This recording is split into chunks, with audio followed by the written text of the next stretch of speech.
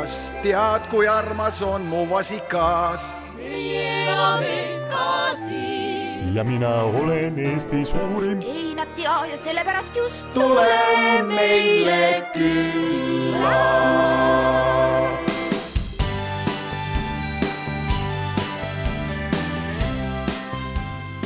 See talu on minu abikaasa perevara ja 1807 tuli esimene selle pere mees oma noore perega siia elama. Esimest korda mainiti seda Veskitalu, Saetalu 1598 ja tegemist oli siis Kolga mõisa renditaluga. Siin on nüüd minu abikaasa, on 10. põlv, meie lapsed 11., lapselapsed 12. põlv. Aga meie tulime siia siis oma 4 lapsega 90. aastatel ja me olime täis lootust, nagu ilmselt sel ajal me kõik, et nüüd esivanemate talu, esivanemate maa, et toitis ta neid ja toidab meid, et on metsa, on põldu, on jõge. Aga tegelikkuses oli asi üsna troostitu, et kui me siis 2 aastat olime kündnud, külvanud ja võsa raiunud, sest see oli piiriala, siin mitte ainult, et inimestele piirang, aga ka looduses, et ega siin ei käidud siin ei seenel, ei marjul, ei tehtud siin metsa ja võsa oli kasvanud siis tõesti, et siin elumaja oli suure võsa sees tegelikkuses. Ja muidugi siis selgus, et põld ei anna ilma väetiseta midagi ja mets, osa metsast jäi ka Lahemaale, nii et seda ei tagastatud üldse.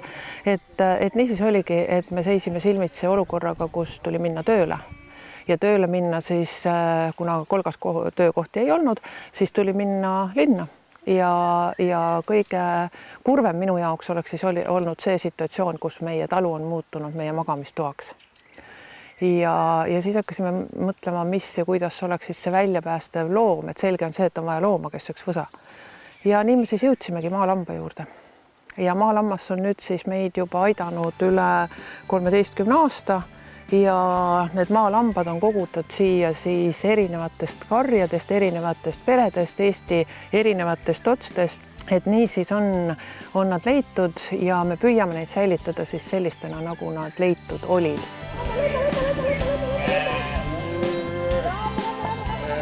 Me ei areta neid, vaid me säilitame neid.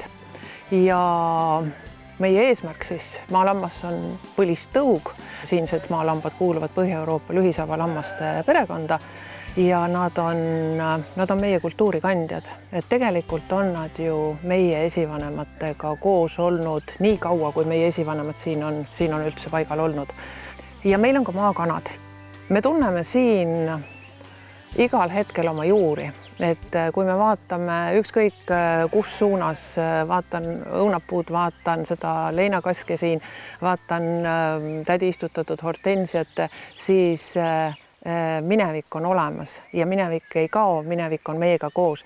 Ja kui me täna unustame ära üle õla vaadata, siis homme tulevikku enam ei ole. Ja need põlistõud on tegelikult nagu pangad, kust me saame võtta siis kas informatsiooni või isegi laenu, nagu, et me saame sealt võtta ühe, teise või kolmanda tunnuse. Et põlistõugudes on esindatud kõik omadused, mis on vajalikud ühe või teise tõu loomiseks. Kus kõik loomad on ühtemoodi, kus kõik linnud on ühtemoodi, käituvad ühtemoodi, ja niimoodi annavad siis seda tööstuslikku toodangut. Et jah, maalammas on väike, maalammas on ajudega, ta leiab süüa endale ja tegelikult saaks ta ilma meieta väga ilusti hakkama, kui me ei piiraks tema vabadusi. Avatud talud päeval, meil on nüüd 1-aastane kogemus nagu kõigil, et ega meil seda kogemust pikalt ei ole. Meid üllatas eelmise aasta külastuste rohkus kõigepealt ja pani siis mõtlema veel täpsemalt, et mis siis meie sõnum on. Ja tegelikult meie üks ja ainsam sõnum on, et põlistõug on väärt vaatamist, säilitamist, tundma õppimist ja ühelt poolt lastele see teadmine, et fliis või naftast tehtud püksipaar või sokipaar ei ole see ainukene, et on olemas alternatiivid, mis on siis meie enda omad.